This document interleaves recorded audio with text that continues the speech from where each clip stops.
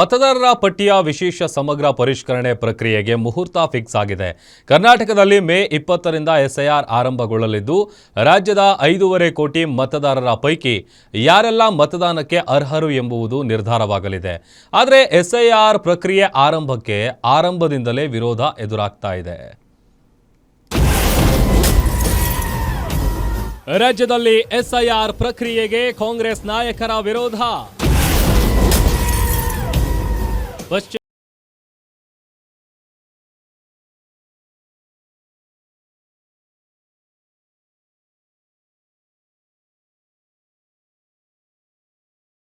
ಮತದಾರರ ಪಟ್ಟಿ ಪರಿಷ್ಕರಣೆಗೆ ಕೊನೆಗೂ ಮುಹೂರ್ತ ನಿಗದಿಯಾಗಿದೆ.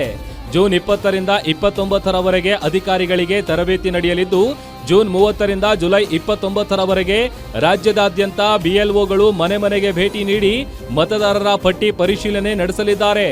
ಆಗಸ್ಟ್ 5ರಂದು ಕರಡು ಪಟ್ಟಿ ಪ್ರಕಟವಾಗಲಿದ್ದು, ಆಕ್ಷೇಪಣೆ ಸಲ್ಲಿಸಲು ಸೆಪ್ಟೆಂಬರ್ 4ರವರೆಗೆ ಕಾಲಾವಕಾಶ ನೀಡಲಾಗಿದೆ. ಅಂತಿಮವಾಗಿ ಅಕ್ಟೋಬರ್ 7ರಂದು ಪರಿಷ್ಕೃತ ಮತದಾರರ ಪಟ್ಟಿ ಹೊರಬೀಳಲಿದೆ. ಸ್ಪಷ್ಟವಾಗಿ ಹೇಳಬೇಕಾದ್ರೆ qualifying date of SIR is 1/10/2026.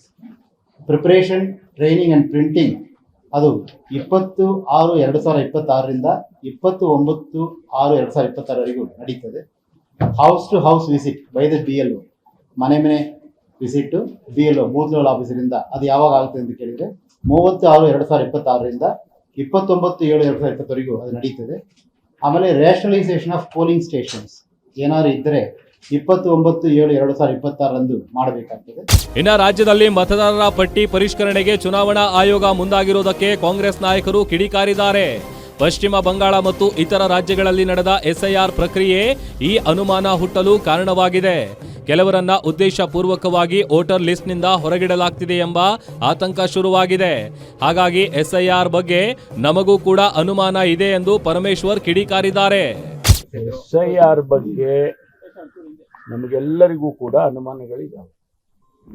ಅದು ವೆಸ್ಟ್ ಬೆಂಗಾಲ್ನಲ್ಲಿರ್ಬೋದು, ಬೇರೆ ಬೇರೆ ರಾಜ್ಯದಲ್ಲಿರ್ಬೋದು, ಎಲ್ಲೆಲ್ಲಿ SIR ಮಾಡಿದ್ದಾರೆ ಅಲ್ಲೆಲ್ಲ ಇವತ್ತು ಅನುಮಾನಗಳು ಹುಟ್ಕೊಂಡಿದ್ದಾವೆ.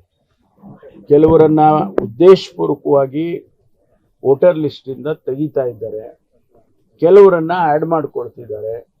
ಮತ್ತು ಈಗ ಮೊನ್ನೆ ನಡೆದಂಥ ವೆಸ್ಟ್ ಬೆಂಗಾಲ್ ಚುನಾವಣೆಯಲ್ಲಿ ಅದು ಹೆಚ್ಚು ಕಡಿಮೆ ಜನಸಮುದಾಯಕ್ಕೆ ಅರ್ಥ ಆಗಿದೆ. ಹಾಗಾಗಿ SIR ಬಗ್ಗೆ ನಮಗೂ ಕೂಡ ಅನುಮಾನ ಇದೆ. ಅದನ್ನು ಸರಿಯಾದ ರೀತಿಯಲ್ಲಿ ಮಾಡೋದಕ್ಕೆ ನಾವು ಎಲ್ಲರೂ ಎಚ್ಚರಿಕೆಯಿಂದ ನೋಡ್ಕೊಳ್ಳೋದಕ್ಕೆ ಪ್ರಯತ್ನ ಮಾಡ್ತೇವೆ. ಯಾಕೆಂದರೆ ಇದೆಲ್ಲ ಕೂಡ ಕಾಂಟ್ರವರ್ಷಿಯಲ್ಲು. ನನ್ನ ಅಭಿಪ್ರಾಯದಲ್ಲಿ ಈಗಿರ್ತಕ್ಕಂಥ ವೋಟರ್ ಲಿಸ್ಟ್ನ ಒಂದು ಮೂಲೆಗೆ ಬಿಸಾಕಿ ಹೊಸದಾಗೆ ಮಾಡಿಬಿಡ್ತೀವಿ. ಮನೆಗೆ ಹೋಗಿ ಹೊಸ ವೋಟರ್ ಲಿಸ್ಟೇ ಮಾಡಿಬಿಟ್ರೆ ಯಾವ ಕಾಂಟ್ರವರ್ಷಿಯಲ್ಲೂ ಇರಲ್ಲ, ಯಾವ ಸಮಸ್ಯೆನೂ ಇರಲ್ಲ. ಇದನ್ನು ಬಿಸಾಕಿ ಅದನ್ನು ಇರ್ತಕ್ಕಂಥದ್ದನ್ನು ವೋಟರ್ ಲಿಸ್ಟ್ ಬಿಸಾಕಿ ಹೊಸದಾಗೆ ಮಾಡಿಬಿಡಿ. ಒಟ್ಟಾರೆ ರಾಜ್ಯದಲ್ಲಿನ ಮತದಾರರ ಪಟ್ಟಿ ಪರಿಷ್ಕರಣೆ ಮುಂದಿನ ಚುನಾವಣೆಗಳಲ್ಲಿ ಯಾವ ರೀತಿ ಪರಿಣಾಮ ಬೀರಲಿದೆ ಎಂಬುದನ್ನು ಕಾದು ನೋಡಬೇಕಿದೆ. ವೀರೇಶ್ ದಾನಿ, political bureau, guarantee news, Bengaluru.